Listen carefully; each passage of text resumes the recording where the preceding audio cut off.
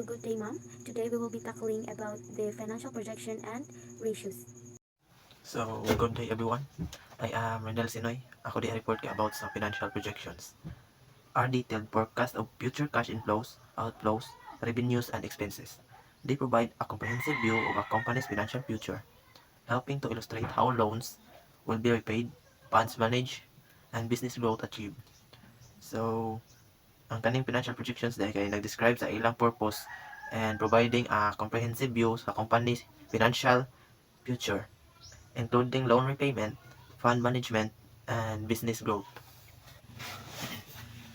So, from a high level, analyzing financial projections can help you 1. Grow your business without running out of cash. So, importante gyud nga i-manage ang cash flow para di malugi ang imong business. Number 2. Gauge previous strategic actions or investments and then make adjustments. So, diri imong hunahunahon ug unsa to ang imong mga previous strategic actions para makabuhat din kag adjustments sa imong business strategy. Number 3. Derive greater value from the budgeting and planning processes. So, imong emphasize or improve ang efficiency sa imong financial management o imong mga plano para ma-success jud ang imong business. Number 4. Measure your liquidity. So, nag-base na siya sa unsaon nimo pag-assess imong business obligations. So, tan-awon nimo if ang company na nabay sakto nga pondo para mabayaran ang mga bills, salary, ug uban pang expenses sa imong business. Number 5. Determine how much additional equity or debt you require. So, dili imong pintakon ang mga needs for external financing or investments. Number 6, optimize your capital use. So, means na manage ka sa imong capital para di malugi ang imong business nya mas mo grow pa jud ba. Next is, there are 6 main types of financial projections. Revenue projections. Estimate future sales revenue based on market analysis, historical data, industry trends, and changes. Continuities in the company's marketing and sales strategies. Number 2, expense forecast. Assess future peaks and variable costs for budgeting and financial planning. Number 3, cash flow projections. Predict cash inflows and outflows over a certain period to highlight a company's ability to generate cash and stay solvent. Number 4, profit and loss projections, also known as income statement projections or PGH projections. Forecast net income by subtracting projected expenses from project revenues. Number 5, balance sheet projections. Project the company's financial positions at a future date, showing assets, liabilities, and equity. Number 6, break-even analysis determines the point at which a company's revenues cover its expenses and start generating profits. So, kani nga 6 main types of financial projections ay mao ni specific purpose sa strategic planning and financial management. Importance of financial projections. Preliminary market research and analysis. Next is understanding of industry needs. Next is competitive analysis and benchmarking. Next is product differentiation, market size, customer base, and target audience estimates. Next is cost projection based on business specifics. Last is the founder's experience and expertise. So, kaning mga importance of financial projections, importante jud siya para mag-grow imong business ug ma-successful. Now, what is financial ratio? A financial ratio or accounting ratio is a relative magnitude of two selected numerical values taken from an enterprise's financial statement. So, when we talk about financial ratio, we will be doing a calculations of ratios in order for us to analyze what's really happened in that company. Now, there are types of financial ratios. First is the liquidity ratios. Second is assets turnover ratios. And then third is solvency or leverage ratios. And fourth is profitability ratios. And lastly, we have dividend policy ratios.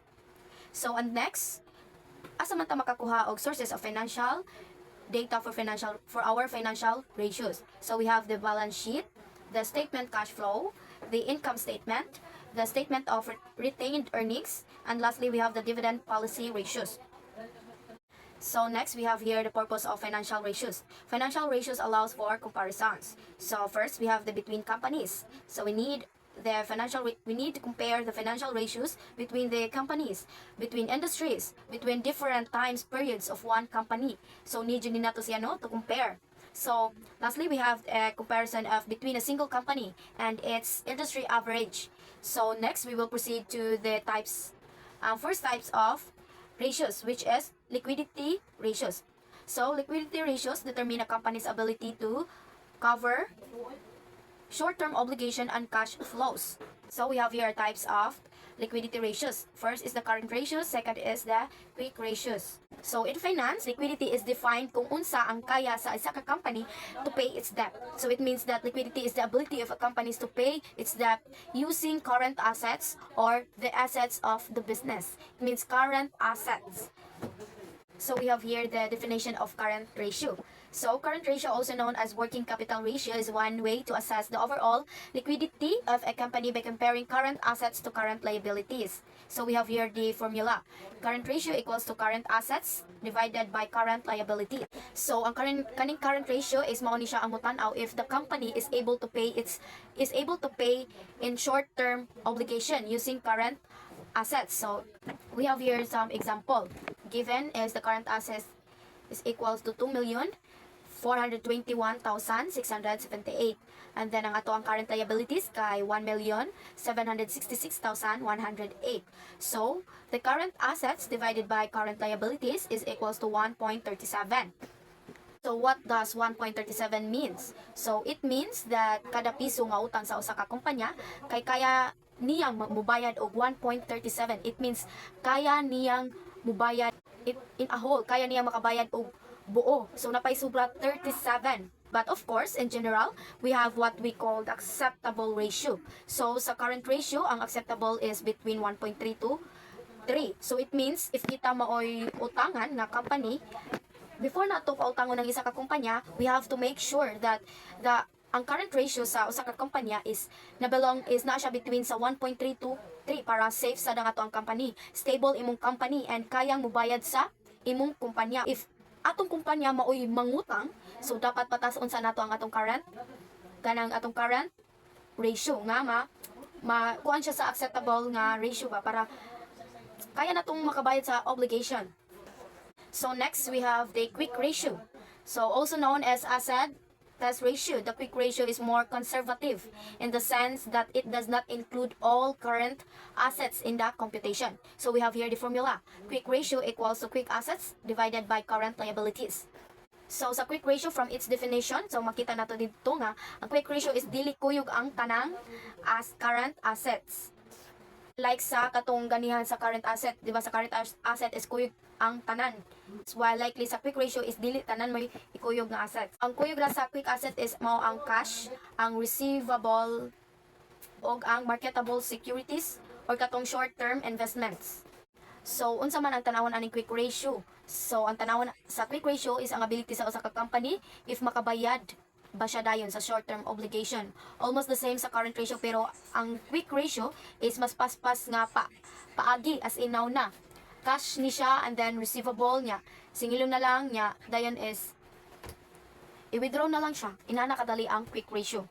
So ang imong buhaton is i-add ato nimong tulo which is ang katong cash, ang receivable ug marketable investment and then i-divide into current liabilities. So we have here the example of quick ratios. The given is quick assets equals to 684,203.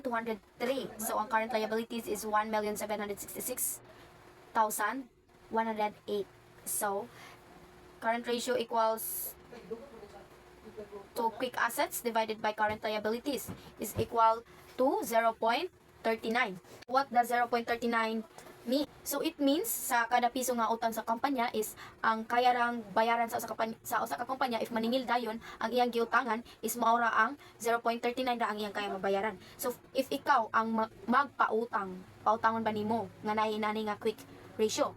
So di ba medyo apiki. So you need to just in case nga maningil ka, dili niya kayang makabayad og buo sa imo. So you need to check the quick ratio of the company. Ang general nga acceptable is 1.3 which is wala siya nasulod.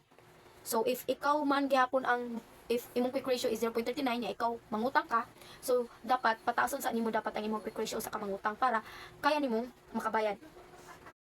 So next we have here the asset turnover ratios. So asset turnover ratios indicates of how efficiently the firm utilize the assets. So the asset turnover ratios has two types, which is inventory turnover ratio and accounts receivable turnover ratio. So in assets turnover ratio is it answer the question how many times can entity generate sales with their total assets resources. So ang atong perspective diri is ang atong resources is asa maka-generate og sales. So ang pangutana, how many times can entity generate sales sa paggamit natong resources? So first is what we call accounts receivable turnover. So di ba if makabaligya ta or magparent og service is dili tanan mo bayadayon, ang uban is utangon or mangutang. So tan-aw nato kung unsa ka maayo imong kumpanya nga makasingil sa katong mga nangutang. So maoy tubagon nato sa account receivable turnover ratio. In short, ang account receivable turnover ratio is mo siya ang mutan-aws kung unsa kapaspas imong pagpangolekta sa utang. And then so we have here the formula. So karon asa man makuha ang net credit sales sa kanisya gikan siya sa sales nga giutang usa. And then kung walay data nga gi-provide is pwede ra ang kuhaon nato kung pila ang credit sales. So pwede ang sales lang usa ang ato ang gamiton kung walay data nga gi-provide. So sa average receivable is the beginning account sa receivable is i-add nimo sa ending account receivable, then divide by 2. If walay data nga gi-provide, pwede ra katong accounts receivable na lang. So we have here the given. So the given is net credit sales is 1,795,400, and then the average account receivable is 33,500 equal. So net credit sales divided by average receivables is equals to 53. So what does 53 means? So it means 53 times ang turnover sa receivable o pirmi mo bayad ang mga nangutang. So ang acceptable is mas taas nindot kay if ang makabutang itira is 2 or 3. So it means panagsara mo bayad ang mga nangutang. So mo na siya pasabot sa 53 times. So, sa 53. So if 53, so permi mo bayad ang mga nangutang. But if makabutang dira is 2 or 1 or 3 is panagsara mo bayad ang mga nangutang. So mo na siya ang accounts receivable. So sa age of receivable is diri nato makita kung unsa kadugay nimo masingil ang nangutang. So we have here the formula age of receivable is equal to 365 divided by receivable turnover. So since ang receivable turnover nato is 53, so i-divided nato siya sa 365. So 365 divided by 53 is equal to 7. Now what does 7 means? So it means so ang pasabot sa 7 is 7 days after mangutang sa customer is mubayad na siya. So, mo na siya ang pasabot sa 7. So, next, we have here the inventory turnover. Inventory turnover is the number of times that inventory is sold during the accounting period. We have here the formula. Inventory turnover equals the cost of goods sold divided by average inventory. So, unsa man ang cost of goods sold? So, mao na siya ang amount sa goods nga imong nabaligya. Para makuha nimo ang average inventory is kuhaan usa nimo ang beginning inventory nga amount. Dayon i-add nimo sa ending inventory, then divided into 2. Kung walay data, pwede na tong inventory mismo. So, inventory turnover, dili may ipakita kung unsa ka paspas or dali sa usa ka kumpanya mabaligya ang usa ka merchandise. And then fourth, we have here our example. So, the given is cost of goods sold is 5,859,680. And then the average inventory is 1,377,475. So, inventory turnover equals to cost of goods sold divided by average inventory is equals to 4.25. So what does 4.25 means? So it means that 4.25 times na ka mag-ilis og inventory sa usa ka tuig. So okay ra ba na halos kaupat ra ka mag-ilis og inventory sa usa ka tuig? Which is not, diba, kay if ang kaupat ra ka sa usa ka tuig, so ang imong mga goods dito kay mas stock, if possible is ma-expire siya. So it means if kaupat ra ka mag-ilis og inventory every year, so, or even sa usa ka tuig yun, it means dili halin nun ang imong product. So ang acceptable diri is mas taas, mas indot. And then next is we have here the age of inventory. So sa age of inventory is dili na to makita kung unsa kadugay na stock ang imong mga goods sa stock room. So we have here the age of receivables equals to 365 divided by inventory turnover. So ang ato ang inventory turnover is 4.25. So pwede na nato ibutang diri 4. So ato i-divide 365 divided by 4 is equal to 91.25. So it means that days ang imong stock before mapalit or mabaligya. So imagine 91 days 91.25 dito. So possible dako ka og ma-loss. Kay possible man nga tungod sa kadugay na ibaligya ang imong goods is or imong product is mag-expire, mabulok dito sa stock room. So dakong bago sa imong business. And it is not good for your business if inani ang mahitabo. So next we have here the solvency leverage ratios. So the solvency leverage ratios measure stability of a business to meet debtors, cost, and payment schedules of its long-term obligations. Now there are types of solvency leverage ratios. First is the time interest earned or interest coverage ratio, and then next is the debt ratio or debt to asset ratio, and then next is equity ratio, and then fourth one is the debt to equity ratio, and lastly the equity to debt ratio. Now let's start with the time interest earned. So the time interest earned, it evaluates the ability of a company to pay the interest on its debt. So kani siyang ratio is ginapakita kung kaya ba sa isa ka company nga magbayad og interest on its debt. So ang atong we have here the formula is the time interest earned equals to operating income divided interest expense. So let's proceed to the example. So we have here the given example is operating income is 343,008 and our interest expense is 74,208, and then we just have to divide the operating income and interest expense. So that equals to 4.62. So it means bisag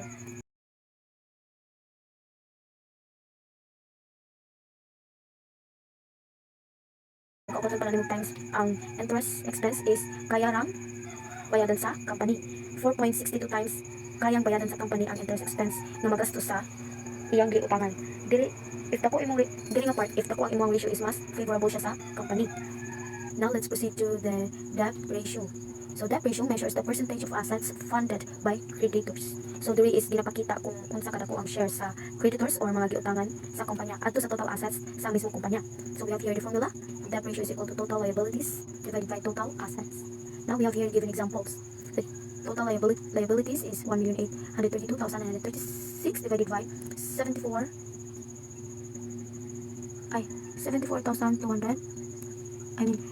Oh my god, nasay pa ni siya. 1,832,936 divided by 3,921,953 is equal to 0.47 or 47%. So the 47% is ang pasabot ang isang total asset kay ginapunduhan pamaagis sa pag-utang. So di mo na siya kuan makanang ang 47% total asset sa kumpanya kay ang tagiya katong gipang utangan sa kumpanya. Siya. Dili sa debt ratio if mas gamay ang debt percentage is mas nindot siya. So next, let's proceed to the equity ratio. Equity ratio indicates the percentage of assets funded by the owner. So the reason nga part is bali ni siya sa debt ratio. Kay dili ginapakita kung pila ang percentage share sa owner sa total assets sa business. Well, so debt ratio is katong sa mga creditors man to. Yung equity ratio is sa kuan na sa owner na sad. So we have here our formula. Equity ratio equals to total equity divided by the total assets. Then let's proceed to the given example. So our total equity here is 2,089,017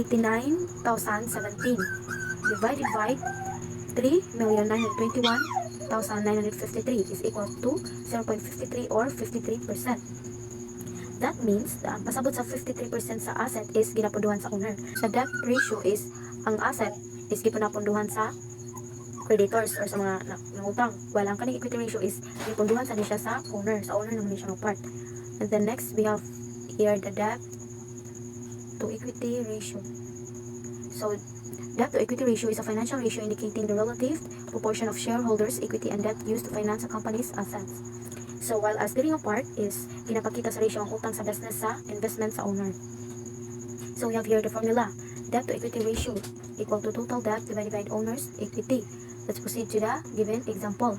So we have here an example. Our total debt here is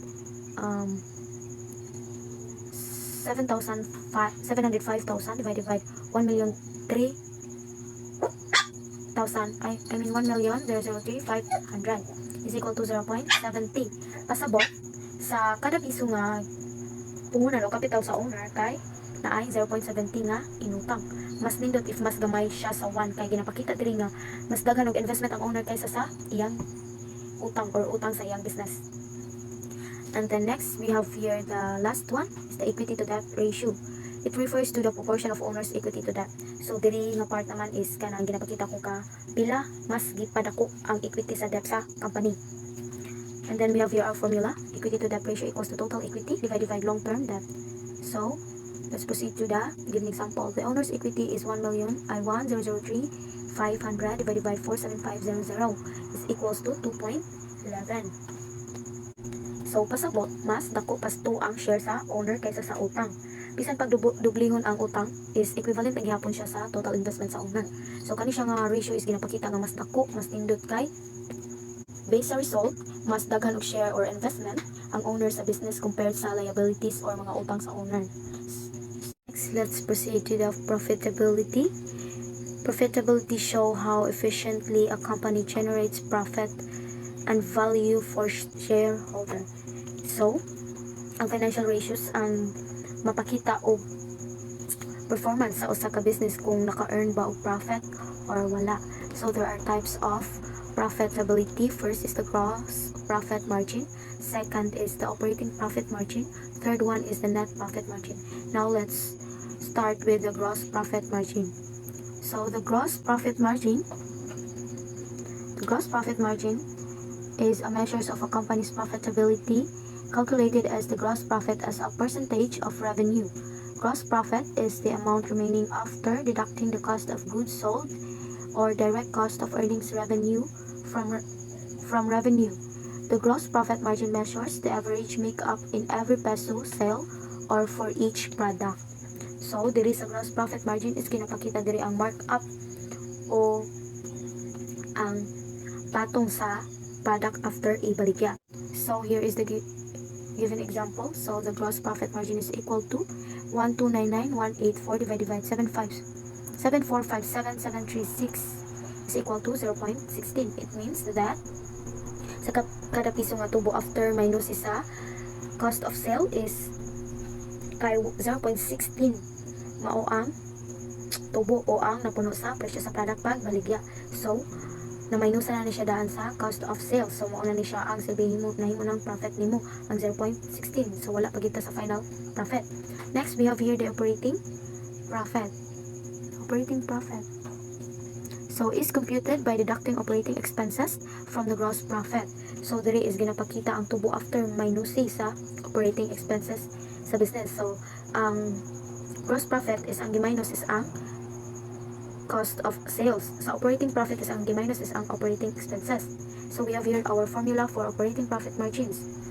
So, operating profit margin is equal to operating profit divided by net sales.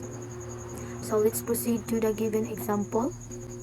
So, the given example is operating profit margin is equal to 343,008 divided by 7,457,736 is equal to 0.05. It means sa kada piso nga tubo after deducting the operating expenses is 0.05 pesos.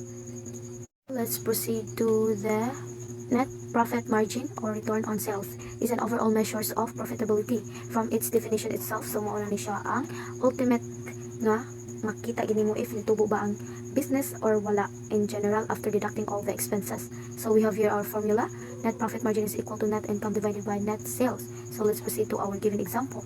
Now, our given example is the net profit margin is equal to 268,799 divided by 7,457,736 is equal to 0.04. It means kada sale is nitubo siya o 0.04. So, it is not bad for every product, right? At least nitubo ang product. So, that's it for our profitability. Now, let's proceed to the dividend policy ratio. Provide insight into the dividend policy of the firm and the prospects of future growth. So, we have here the formula. Dividend yield equals to dividends per share divided by share price. And then payout ratio is equals to dividend per share divided by earning per share. Now for dividend yield. So the dividend yield of company A and company B can be determined by dividing the current share price by the dividend per share DPS in each period. For example, the dividend yield for the two companies is 2.0% in year 1. And dividend yield is equals to $2 divided by 100 is equals to 2%. So we get the $100 in a current share price, so that we come up with the answer of 2.0. So the dividend yield of our two hypothetical companies rises from 2.0% in year 1 to 4.0%. Whenever the cost of each company's yields increase determines whether the increase should be determined positively or negatively. Company A is likely more profitable and therefore increase the dividend payout to shareholders. Now let's proceed to the dividend payout ratio. So to get this, the answer of dividend payout ratio is payout ratio is equal to 50 dividends. So we get the 50 dividends in dividends. You can see it here, the dividend distributed is 50. So the dividend distributed, we divided it into 200, which is the net income, is equal to 25%.